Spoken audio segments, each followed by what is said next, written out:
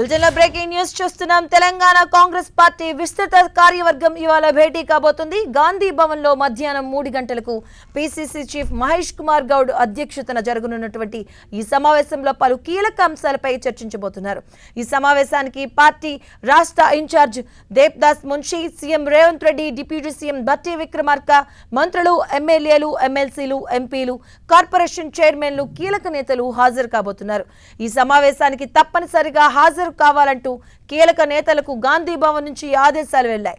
ఇక సమావేశానికి సంబంధించిన అజెండాను కాంగ్రెస్ నేతలు సిద్ధం చేశారు. ప్రభుత్వం ఏర్పడింది ఏడాది కావస్తున్న సందర్భంగా ప్రభుత్వం అమలు చేస్తున్న అభివృద్ధి కార్యక్రమాలు ప్రజల్లోకి ఎలా తీసుకువెళ్లాలి అనే అంశంపై నేతలకు PCC chief Mahesh Kumar Goud, CM Revanth Reddy దిశానిర్దేశం చేయనున్నారు.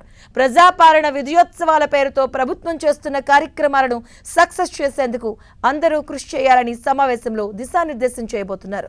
ప్రభుత్వం ఏర్పడి సంవత్సరం కావస్తున్న నేపథ్యంలో పార్టీ పరంగా భారీ బహిరంగ సభకు ప్లాన్ చేస్తున్నారు నేతలు.